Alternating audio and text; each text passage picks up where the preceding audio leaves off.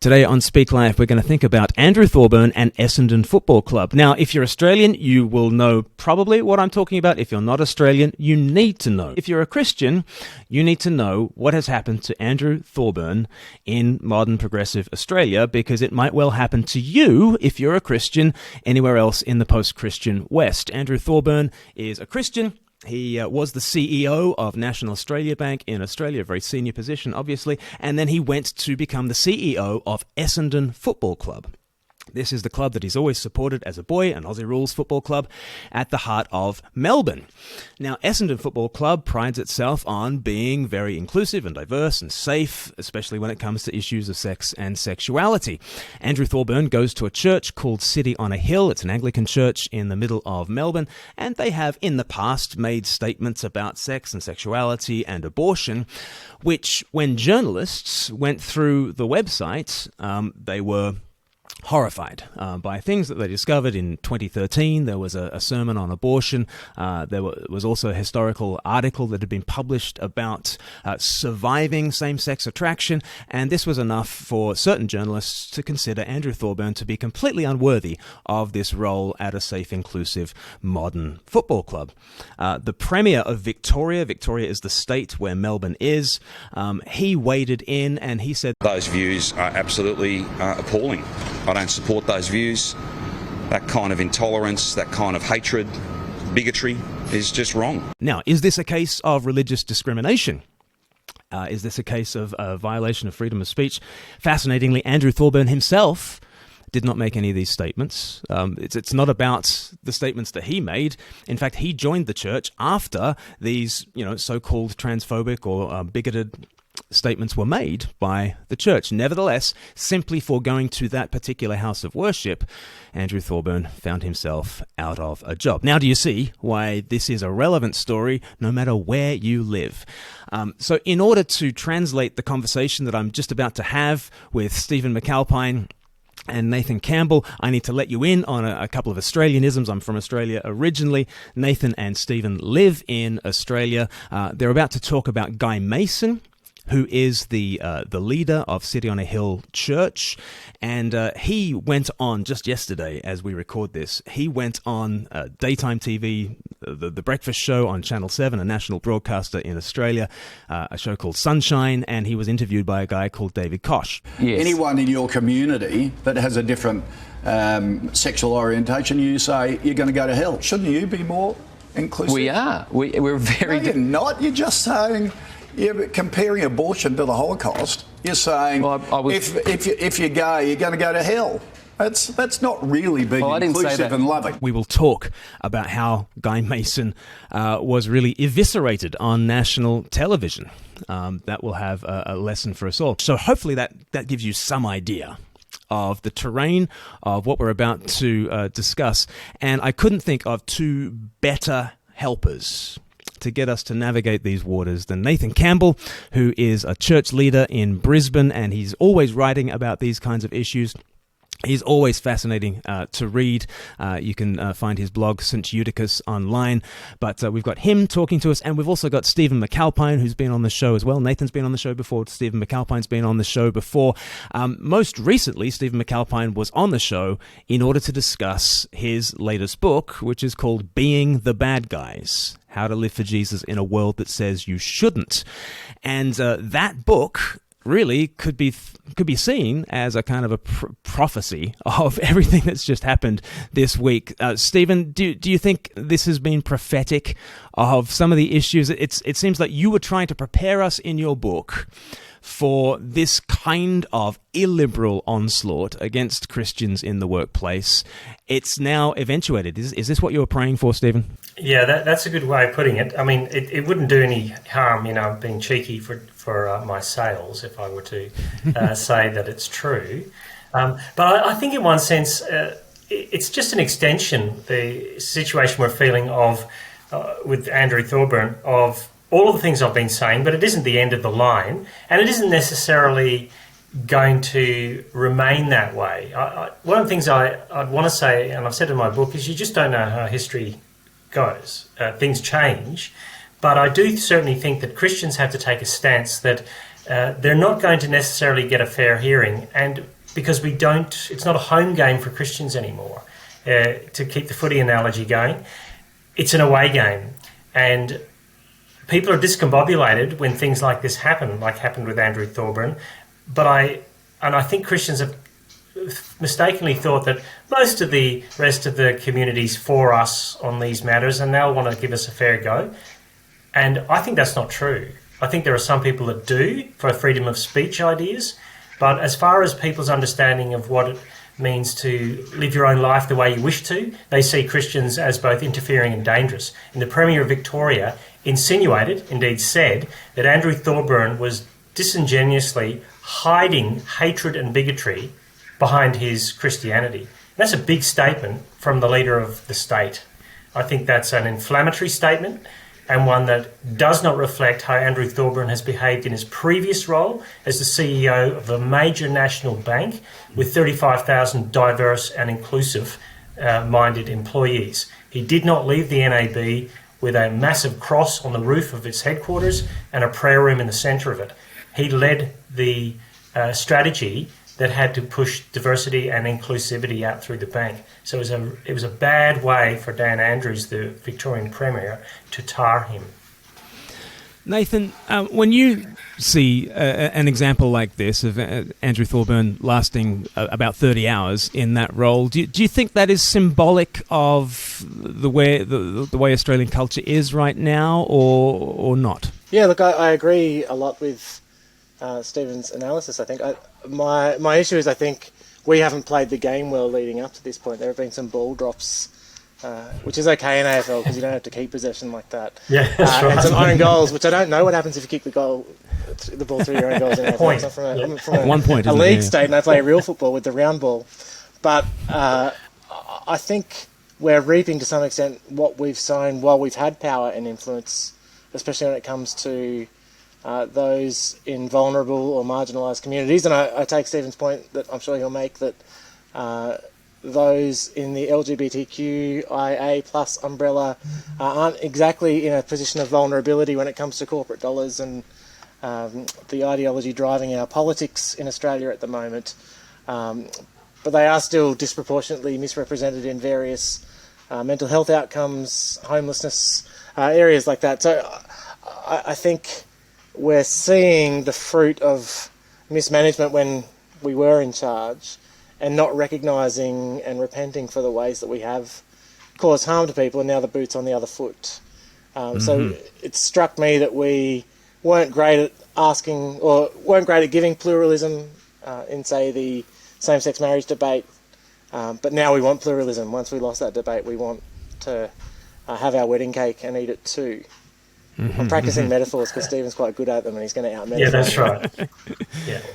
Getting him in, getting them in quickly. But I mean, you were saying just off air earlier that actually what you'd heard about City on a Hill, which is the church where Andrew Thorburn goes, that Anglican church in Melbourne, that actually they had cared for people quite well in that congregation. Is that right? Yeah. Look, and I think across the board there'll be churches that have done a really fine job of caring for people in their community, and there'll be others that haven't. And there'll be times where we've been trying to be faithful and stick to what the Bible teaches and not recognised creative ways that we might structure our communities in order to support people and care for people, in ways that we might have bought into various forms of idolatry of the nuclear family in ways that have come at a cost to people.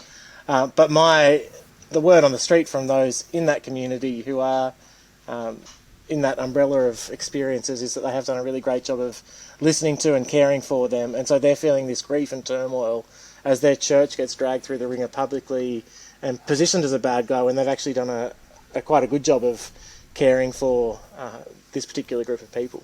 And so it does feel... some of Stephen's writing about how City on a Hill in particular has framed itself as this young, hip, inner-city church, and it's copying both barrels.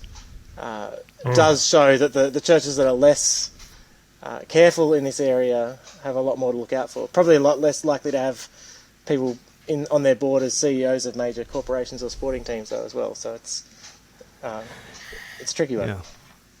That really struck me because I typed Guy Mason, who is the lead pastor at City on a Hill Church, into YouTube, and the very first video that came up had transgender sort of right across the thumbnail of the video, and I've watched the first half of that sermon, an hour-long sermon where he presses into that issue alongside a whole bunch of other hot-button issues of the day. And it struck me that he spoke of a friend of his who he grew up with called Jason, who transitioned and Jason calls himself Jennifer, I think now, and he kept on saying she and her, and he used those preferred pronouns for this friend of his. And it struck me that even as he was trying to be as very hospitable as he could to this transgender friend of his, they still came for him. And Stephen, you've kind of written a blog post that talks about 8 different lessons that we learn from it. And one of the lessons is, you say something like being winsome is like a calling, but it's not a strategy. Or how do you put it? Yeah. Well, I'm saying winsome is a faithful stance, but a failed strategy. Because what I'm saying is, you can't out-winsome it, because they're not asking Guy Mason or City on a Hill or any other church to love on the person but disagree with them. They're saying you must celebrate because this is their true authenticity, and this is who they truly are. And for you to say otherwise, and this puts it in the context of wider, bigger philosophical shifts in the West. It puts it in the realm of intersectionality, critical theory, all those sorts of things. And Carl Trueman's book, The Rise and Triumph of the Modern Self, picks up on those things. But it's saying unless you're an ally, unless you're affirming, and this is what I'm hearing from people in the workplace who are further down the food chain than Andrew Thorburn, unless silence is violence, you must affirm and celebrate. So Christians are finding themselves caught between, I want to love that person, and I do love that person, but unless I fully 100% agree with them, they'll come for me. And when I say they, and this is the issue, and Greg Sheridan will say this, and he's written some good books on Christianity in the public square that are more read than any Christian. He's a secular, figure as such, and he would say that the least religious people with the least knowledge about faith are journalists, yet they're having the top of the food chain conversation. So when I read in the paper about Church City on a Hill, the first word on some of the articles, even in the very conservative Australian newspaper, are controversial fundamentalist church, and then articles that say they dress like normal people, like hip Melbourne people, but underneath it's like, what way did you think that ordinary Melbourne Christian people dress? Are they supposed to get to church in a buggy, dressed like Amish with this beard without the moustache bit? Wait till they meet us Presbyterians. That's right. I haven't been to Brisbane for a few weeks, so it could have changed since I've been there. And I haven't been to Inner Brisbane for a while. But it feels like, wow, we're giving the conversation over to the people with the least understanding of faith, not just Christian faith. I get into an Uber to go to the airport to go and speak in Brisbane perhaps, and the young Muslim taxi driver asks me what I'm doing, and when I tell him, he's all questions. What about this? What about that? How come Australian people aren't religious? How come I feel like no one talks about God here? And I'm going, they don't, because it's a no-no subject for many people. So I feel like the narrative is lost already at one level, and someone just texted me to say the West Australian newspaper is going to have a terrible editorial tomorrow about mainstream fundamentalist Christianity in Western Australia. But at the same time, one of the questions has been, well, why can't Essendon, the football club, choose its own leader according to its own standards? And that's fair enough if it were live and let live. But Victoria, the place where Essendon is based, is the same state that is saying to Christian schools, we won't allow you to choose only Christian staff for your teaching. You have to sign off on anti-discrimination legislation. If it cut both ways, that would be fine, but it doesn't cut both ways, and I think that's hypocritical. So, Nathan, Stephen's very much making a case for, this is discrimination. isn't it? I mean, really, it's religious discrimination against Christians. Do you think that that's a fruitful line to? Well, first of all, do you agree with Stephen's analysis of what he's just said? And then, secondly, do you think that's the note that we should be sounding at the moment? Well, I hope you weren't expecting fireworks, Glenn. I do agree with that analysis. I think this is a travesty. Yeah. I think it's been fascinating that a lot of this issue for us has been fought out, not on the sports field, but around athletes and sporting clubs. This is the third now case where either a high-profile player or group of players or CEO have been on the firing line for not gelling with an inclusivity culture.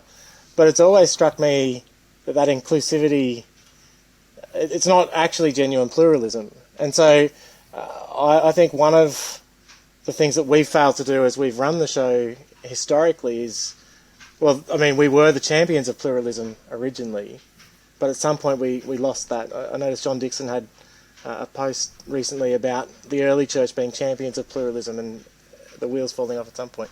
But if inclusivity doesn't include people who hold diverse views, and if you put religion in there, but religion is only ever something that's skin deep, which is how the modern secular construction of of your identity and performance of your identity works. That religion's like a shirt you wear that you want recognised, which is both probably Truman and to some extent Charles Taylor's kind of sources of self stuff, the authentic, expressive individualism that needs to be authentic but also recognised. Look, I think if inclusivity's only jersey deep, if it's not about the kind of people you can have in the team, holding different views and being able to work through those views and being united in the cause of the team, then it's actually not inclusivity. And so this is a failure to be inclusive. And I think if we are people who are committed to the good of our neighbours, whether they're Christian or not, then inclusivity and pluralism are actually how we need to be. I think, short of Jesus returning and creating a theocracy, this is what we've got, even with sectarian difference. Like, I want my Anglican brothers and sisters to be able to exist in Melbourne and in Brisbane, and my Catholic brothers and sisters, and my Baptist brothers and sisters, and my independent, non-denominational church planters with better beards than I have brothers and sisters. And so there's a degree of pluralism built into Protestantism. And I think we have seen a failure to be generous and inclusive to Christians at this point. It's interesting too that as this story's happening, there's a Muslim woman playing in the women's AFL who is going to sit out the Pride round for the second year in a row because of her faith, and that hasn't caused the outcry because of intersectionality. There's a bunch of reasons that she's not operating from a position of historic power and influence, where there's a degree of schadenfreude and perhaps revenge kicking in. Yeah. So I think Stephen's analysis is right. I think it's an intolerant moment, and I think Dan Andrews has been particularly intolerant of Christianity for a while. My issue is in terms of the posture. I think I want to reframe what a failure looks like in terms of strategy, so that winsomeness, if it's Christ-likeness, it's not just a stance, it is a strategy, and a victory is actually some form of crucifixion, probably. So Stephen's friend and mine, Rory Shiner from Perth, debated Lawrence Krauss a few years ago, and the review basically got taken apart by Lawrence Krauss, but the best review I read on Twitter was that it was like watching a gentle crucifixion. And at that point I thought, what better witness for the gospel than someone who can actually take it. And I thought, for all Guy Mason's work on Sunrise this morning when he stepped up to speak into the situation, it was like watching a crucifixion. And he did attempt to present the love of Jesus in a way to a national audience, to try to redeem something from this situation. And I hope that some people will be paying attention to that. I don't think our job is to win the argument or win the political game necessarily. I think it's Paul at the Areopagus. We're going to get laughed at, but one or two people might believe, and that's how embodying the crucifixion and following the cruciform God actually works. And that is, I think, our stance and our strategy. So, I don't know that we're well geared up as a church to be crucified And it's easy to say that from the comfort. I enjoy Stephen's provocations for pastoral staff who don't have skin in the game in the workplace Monday to Friday. It's easy for us to talk a good game in terms of crucifixion. It's harder for us to find people who are willing to nail us to planks. Well, that's right. And I think one of the things I've learned from this over the last few years is when people come to me going, I really don't know what to do at work. I feel like I need to do a digital cleanse because I'm going to get called out on this. And I don't want to outsource the bravery of the church, because the other day when I wrote, maybe we should take our sermons offline, people were saying, you coward. I was saying, well, don't outsource your bravery to your people. You be brave, because you're not thinking what their world is like. And that's perhaps part of what Nathan's meaning as well. We haven't thought clearly about certain things. Now, in reference to your book, Glenn, give it The Air We Breathe, you've got a copy of it there. I'm asking the questions here, Stephen. Anyway, okay, go on. Yeah. Well, I just think pluralism is a feature of a Christian framework in the world, not a bug. And as much as we've done a poor job of it, it's actually been a bug in other worldviews. It hasn't come or sprung out of anything else other than a Christian framework. And even if we've done it badly, if a job's worth doing, it's worth doing badly, as G.K. Chesterton said. And so I feel like we're losing, when we become post-Christian, and we're probably further, we assume that we'll still be more pluralistic, but these are the signs that we won't. Now, I wouldn't say that they have to employ someone who goes against their values. It just is interesting that sexual values are the primary values upon which people are judged. And Mark Sayers says you can have an encyclopedic knowledge of pop culture and sign off on all the social justice causes of the day. But if you align yourself with these, what he calls second culture values, according to Philip Reef's material, the second culture values of Jesus is exclusively Lord, and you are not your own, your body is not your own, you're bought with a price, you'll be kicked to the curb. And I think that's what City on a Hill has found, that there's no amount of Uber being in the zone of Melbourne, it's a funky city, there's no amount of looking like the city that won't get you kicked to the curb. Go back and listen to Mike Cosper, before he was famous with Rise and Fall of Mars Hill, to his one-off pilot episode of Devil in the Deep Blue Sea, where it happened to a Kentucky church, which was blisteringly hip, and they got exposed badly to the point that they had to shut down all of their music venues. They're not asking, they're going straight to that question with people now. And that's the confronting thing. And join me in tweeting Mike Cosper asking where episode 2 is. I do it about once a year. Yeah, I have done that.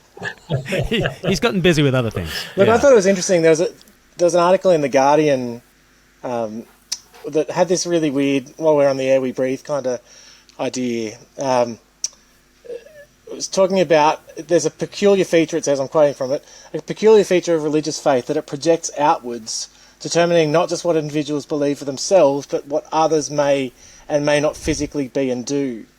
LGBTQI plus people are told by religions to which they do not belong that they do not legitimately exist in the form of their choice. Women are told what they may do with their own bodies. This is problematic in terms not of modern social mores, but basic and eternal human dignity. And so there, I think, was this kind of sense that maybe we have been misunderstood, this idea that we are trying to impose our moral frame on others. But it's interesting, too, that the very moral frame he turns to is the moral frame created by Christianity. And so I think that's the kind of the air we breathe argument, but also Tom Holland's argument in Dominion. Here's where I've got a bit of sympathy. The people campaigning for better treatment of LGBTQI plus people, the people recognising the toll taken on them. It was fascinating. The day the Essendon story broke, Channel 9 in Brisbane had the Tom Daly documentary about how it's illegal to be him in a significant number of countries in the Commonwealth because he's gay, and a deep dive investigative journalism program into gay killings in Australia in the 80s and 90s. These are things that have happened within a lifetime of people who are fighting for these rights. The impulse to fight for those rights is actually also Christian. It is that kind of secularism's a Christian heresy kind of idea. The impulses we have come from Christianity. And And so it's really complicated at that point.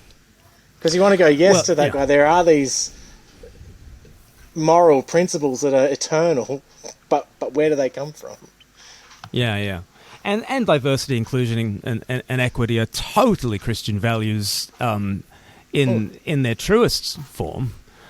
It's just, they become a cloak for tribalism. And one of the ways of showing how brilliantly the Jesus Revolution has embedded itself in us is that while we're being the exact opposite of inclusive, we'll sack a guy after 30 hours for being non-inclusive.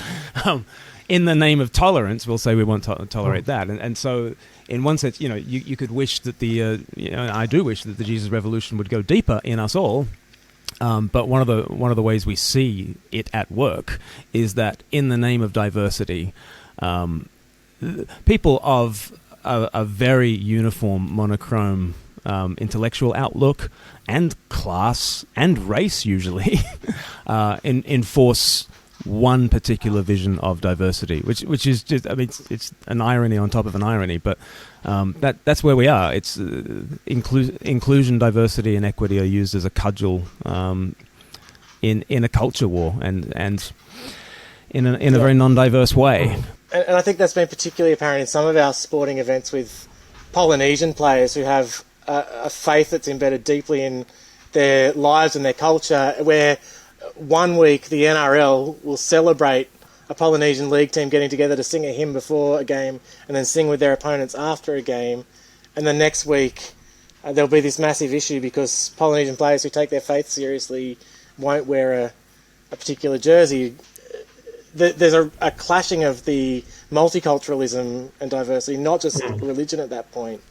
Well, that's right. But I don't think the culture warrior who's typically the white middle to upper class person who's reading the papers and tweeting, they're not necessarily living in those communities and seeing the place that religion has, and even the role of older people and younger people, and what is being asked of these young sporting professionals in a very complex cultural web being way more difficult than it might be for you with your soy. Who am I kidding? I drink plenty of lattes. Do you drink soy latte? I'm not surprised. I don't drink soy. Good. Do you resonate with what Nathan was saying, Stephen, when Nathan was saying, think of the Areopagus in Acts 17. There are some sneering, but some will believe. And like a line I'm always using is that the guy with the microphone does not speak for the room. The guy on breakfast television who's absolutely eviscerating an evangelical pastor on national television doesn't actually speak for your neighbor and friend. And there will be a significant number of people who, if Dan Andrews plays that role and his own, prejudice is showing, there are significant numbers of people who will say, hang on, who's the bad guy here? And will actually wake up and will want to hear a different message from what the mainstream media give us. Does that give you any hope? Well, yeah, it does, because the gospel comes into dark places, right? And so you'd have to think of the darkest times in England before the revivals of Wesley and in Whitfield in the US and things like that.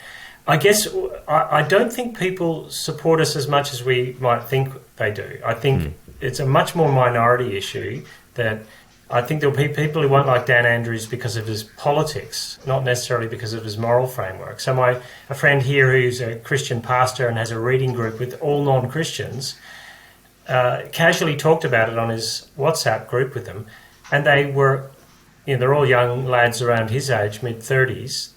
They shredded the church. They went to the site, they looked at the stuff, and they shredded it. And these are his friends. And I probably think that most people's default is that you should not get in the way of someone doing what they want if it's not hurting anyone else. And I get that, but there's a confusion in the culture as well. I don't know if my daughter put me on to the Try Guys, who I haven't watched on YouTube, which have millions of followers, and they do all these funny stunts, and there's 4 of them. And one of them is really the wife guy who loves his wife so much but had an affair, committed adultery with someone on the set. And the way the other three of them have to do damage control online, and the way they have to kick him to the curb, it's church discipline without church and without the discipline of grace to bring him back. They've got a very strong moral framework for a group of people who are avowedly amoral. Mm-hmm. And I don't know where they can park it at one level. Mm-hmm. And I don't want a on earth without Jesus returning theocracy. I think that's a bad idea. I want liberty for people to disagree with me and to do what they feel they should do. However, with this caveat, I actually think that it's bad for them. I don't think that people living their own way sexually is actually good for them, whether this life or the age to come. And I think culturally, although Carl Trueman's book is called The Rise and Triumph of the Modern Self, the fact that we have so many people in therapy and such high levels of anxiety and such poor self-esteem and such, despite billions of dollars being thrown at these things, says that the book should really be called The Rise and Failure of the Modern Self. Because I don't look around and see a glowing report. And so I want there to be an evangelistic tone to how we speak, but public theology is important. We have a political stance to give. It's not our primary stance, but we take place in the polis. Now, as far as Athens is concerned in the Areopagus, at least I still think it's Babylon, because at least Paul was given a hearing. That was not what happened to Guy today on Koshi's show, because I don't think you get a hearing. You don't get called in and said, tell us about this, because I think there's a different experience to a post-Christian world than a pre-Christian world when it comes to hearing the Christian message. And Philip Reif would say that third culture, the post-Christian culture, is actively hostile to second culture beliefs and values, but is equally evangelistic in trying to evangelize people away from them. That wasn't true of first century pagan Greco-Roman world. I mean, again, do you agree with that assessment that we're in this sort of post-Christian world, negative world, as some people have kind of called it? And if so, Nathan, like how do we pastor our people to deal with the Monday morning reality of, you could get cancelled simply for your association with this church? These are the million-dollar questions. Do I agree that we're in a negative post-Christian world? Absolutely. I think we've been in Rome all along. I think that's the point of Babylon all along. I think that's the point of the book of Revelation, and Steve and I had a little back and forth on that front. Look, I think the picture in Revelation of the two faithful witnesses, the lampstands, the church is being dragged into the public square where their Lord was killed and being killed, and the world looking on with scorn, that is the public relations strategy, I think. It is to be crucified. I think Tertullian was right. And I don't want to be kind of all bolshy about, we should go out and get martyred for no reason. I think we should seek to be obedient to Jesus and represent him well by embodying the way of the cross. Paul boasted in his scars and his foolishness and his weakness, and that was where he thought the power of the gospel was going to be displayed. And so part of preparing our people well is doing that and creating communities that do that, but also creating communities of resurrection and new life. I'll come back to that in a second, because I think the Philip Reif stuff's interesting. C.S. Lewis, in his De Description Tempiorum, I don't think I've got the Latin right, but his first lecture in the chair talked about the movement from pre-Christian culture to kind of Christendom to the age of the machine. You can't jump back to here. I think one of our problems too is that we are so embedded in the technology and technique and the world that we live in now, thinking that it's neutral and trying to find the right silver bullet and the right levers to pull to get us out of this moment, thinking that all we need to do is get the right formula and we'll just shift it back to the Christian days. So I think the idea that the third culture, the Sayers and Reif and Lewis idea, we are in a post-Christian world, and that's going to be different. And it is going to be similar in some ways to the pre-Christian world, but it's going to be living in a world where the air we breathe is shaped by Christianity for good and for ill, where we've been bullies and saints, to kind of use John Dixon's terminology, where dominion has been good and bad, And we have to grapple with that. And so in terms of how we pastor our people well, I think the challenge is, I'm not sure I can look my gay neighbour in the eye and I can tell them that the gospel is true, but I can't necessarily tell them that their life will be better if they join a church, because I don't know that we do a great job of doing what Ed Shaw called building the plausibility structure that they need. I think we've got a plausibility problem in our communities when it comes to how we do actually care for gay and gender dysphoric Christians. Is that a separate issue to, like, if you went to your Muslim neighbour and you said to your Muslim neighbour, come to Christ, knowing that he would lose all of his family structures, all of his support networks? Yeah. That would be a really tough call too. There's a guy in our congregation who ministers to Muslims who says that's changing a bit, depending on the cultural background that people are coming from. For migrants into Australia, you're not necessarily going to lose your entire community if you convert. You may, in fact, bring your family with you. But there's this fascinating thing where everything we think works for ministry to a Westerner doesn't work for ministry to a Muslim background person. So we like to say, I'm a horrible sinner.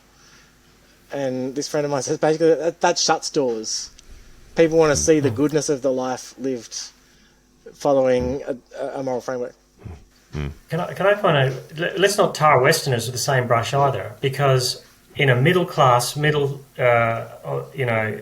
Melbourne church, it's a different message to the outer blocks and the boondocks of Perth, where my friend runs a food program at their church, which gives away 4 tonne of food every Thursday. And it was just named the group of the year in the Shire. And people aren't coming there feeling superior to the church. We're better than you. Yeah. They're coming feeling worse than the church. We're worse than you. We're not worthy. So in the same city, you will have elite people who say, we're better than you, you're unworthy of us. And you're going to have people who have nothing saying, we're not worthy of you, we're too ashamed to come here. And so I think the one marginalised group that is invisible among well-heeled secular people are the downtrodden, uneducated poor. They are despised. And the church isn't doing a good job of reaching them either. In fact, maybe if we just took some of the low-hanging fruit, we'd be a bit better off and just reach them. But they don't give a lot of money to establish big churches with good sound systems and ready-to-go leaders and structures. They're hard and they demand much more time and energy. That's I agree. I think there's also probably some fascinating overlaps between the homeless and poor and, from what I understand, the statistics of people finding themselves in homelessness who have either gender dysphoria or some sexual attraction issues that have led to their homelessness, depending on their families of origin. There's probably low-hanging fruit in both communities if we're seeking to really care for the vulnerable. That's probably been my experience ministering to that community as well. And isn't that interesting that we're kind of talking about, at this point, like ministering to the margins genuinely looks quite different to ensuring that you use all the correct pronouns or sort of jump through the diversity, inclusion, and equity kind of hoops. Is that a kind of compassion that we are to show to the world? Well, yes, but to do actual compassion is to actually turn to your neighbour who might need a meal. Ain't nobody got time for that. Yeah, right. Yeah. So the virtue signal is quicker. Yeah. I wonder if the best ministry for people in the margins is to actually lose a bit of our power and wealth ourselves and be not in a position where we're looking down but looking across and ministering with people. That's a trite cliche at times too, but the organisations I've had the most, there's a beautiful group in Brisbane called Micah Projects who've come out of a progressive Catholic church that actually got booted out of the Catholic diocese for being progressive on a bunch of fronts, but they've set up this entrepreneurial housing first model for homelessness people, and they do these annual dinners that are actually the most inclusive thing I've ever seen, because they get their corporate donors to share tables with their base of supported people who they dress up They provide clothes and they bring them all into one room, and you are at the table with one another. It's a picture of what church could be, just post-Christian, like the progressive post-Christianity that has left the substance that's meant to bind people together at the table behind. We could maybe do both. But it would require a change in the table we want to sit at when it comes to public life. I think we're seeing ourselves losing the executive table, but I'm not sure we're rushing to the table at the food truck on the street. Yeah, look, there is a point too in that part of our job in pastoral ministry is just to the people that are there, help them make sense of the world they have to go to. Because I am concerned about the marginalised, but I'm also concerned about the bulk of people who have to get up tomorrow and live in the world and use the technology and go to church or go to work and know that they're being discipled by a discipleship program that's thicker and more plausible than the one they're going to get Monday to Saturday. And, they have to make hard decisions about whether their kids play soccer on Sunday. That is a hard decision to make. Not because it's because it's not an independent decision. It's wrapped up in the whole air that the secular culture breathes. This is how life looks. This is where your kids end up. This is how they get to university. And there are so many decisions for so many of our people in our churches that they're going, I'm lost in the headlights of how to be discipled well. And part of that will be taking incremental steps to think beyond themselves. So I'm very cautious about ninja Christianity, of just sort it all out, sell everything now and join. I just go, discipleship in the Christian church in this day and age is just tweaking everything a little bit all the time to be more like Jesus and respond more like him in every situation. And that will, over time, raise the standard of how you deal with those who are marginalised at every front. It will help you be someone who, at work, is a more godly, compassionate listener who's a non-anxious presence, as Mark Sayers would say in his book. And it will help you be someone who makes decisions incrementally that are life-affirming of not just your family but other people. But that takes a lifetime to do because the bills have to be paid and the mortgages are there and kids are sick and we've got a little shutdown, lockdown for another 6 months or whatever. And life does that. But there's a beautiful tapestry to that as well if you look back over the course of a church's life. Most churches in Australia are not occupied by people who are angry about sexuality. I grew up in the 70s and I think it would have been safer for a young person who was same-sex attracted to hang around the Christians at school than it would the other kids at my school, because it wasn't the Christian kids who were wailing on them. We were the part of the crew who were seen as the weirdos, including the Christian kids as well. We were like, weak and lame and stupid because you go to church on Sunday. And we didn't want to be outed. There's the irony. We didn't want to be outed. So anyone who didn't want to be outed for something that was a weak point, they kept their heads down. And that just continued, I guess, for many gay people after they finished school. School seemed to end the tyranny for many of the other groups. It probably didn't for them. Mm-hmm. I was just going to say, I think one of the things that Guy Mason tried to say on Sunrise today that I think is true and gets lost is there's no more diverse community in the world than the church.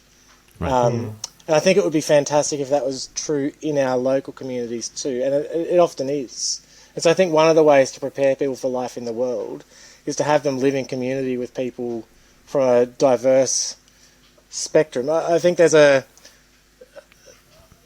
again my source is John Dixon for this, but the early Roman church, a freed slave was the bishop and his former master was a member of the church. There's an inversion of status quo stuff that happens around the table at church. One of the best pictures is we've got this retired, so it's best pictures in my community, we've got this retired surgeon who comes with me into juvenile justice centres and plays cards with the kids there as if he knows nothing and asks them to teach him how to play cards. If I could bottle that and get every person in my community seeing that kind of inversion of power and there's something beautiful and cross-like about that. But I think that's also how we prepare people to live in the world and to deal with difference, is to be so used to dealing with difference that it's just second nature to love the person in front of you. Not second nature, probably first nature. Yeah. No, I love that. I'm going to need to let you guys get on because it's getting close to midnight for you, Nathan. But I was just up in London at All Souls Langer Place, and one of the guys there said, the big thing that all the guys in central London are talking about is when the HR department at work requires you to put your pronouns in your email signature. What do you do as a Christian? Have you guys come across, that as a pressing issue for people in your congregations? What do you say to people? There's a conscience issue. I don't want to tell people they should or shouldn't, because in one sense, if I'm going to put he, his, I'm making the exact correlation to my body that I believe the gospel and the Bible says about me as a human. And so I have no problem. But what they're saying is I'm actually aligning myself with a wider agenda. But you are anyway, in everything you do. We're all sullied at some level. To be forced to do it, I think, is a conscience issue, and that's going to be problematic. But all healthcare professionals I know who are Christian generally use pronouns that are preferred pronouns, because they recognise in a health setting, a clinical psych setting, for example, that there's a space in there that other person is using that's a trust place for them. Mm-hmm.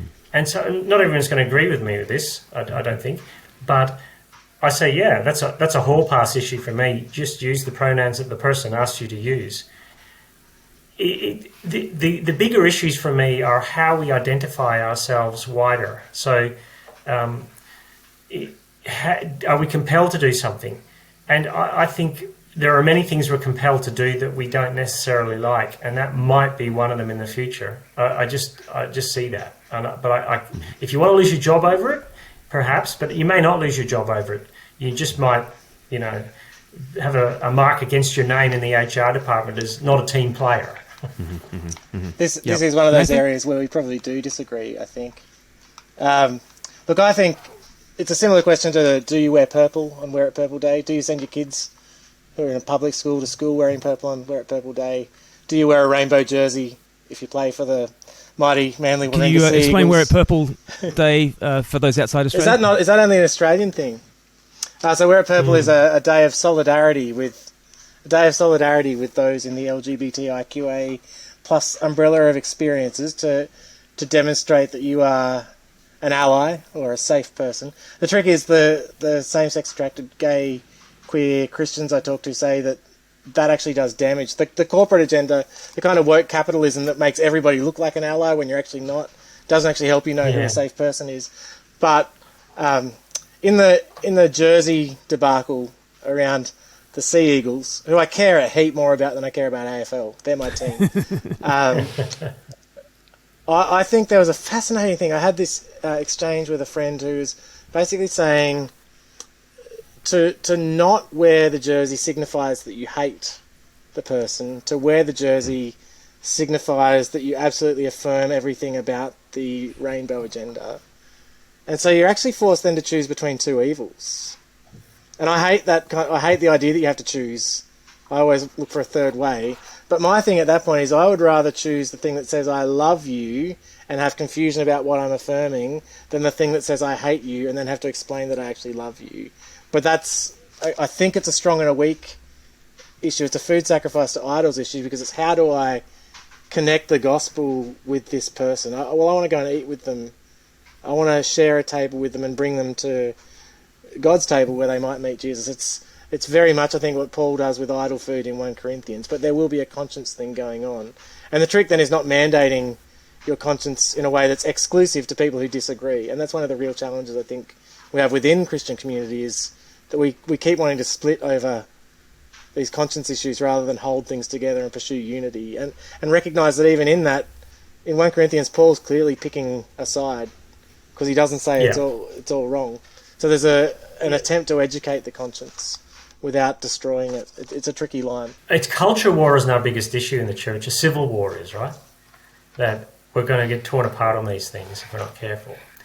And how we navigate that, because I'd hold a different view to Nathan on that, I see his argument, but I think the way the messaging has come out of the LGBTQI framework is ally or else. It feels that way for some Christians.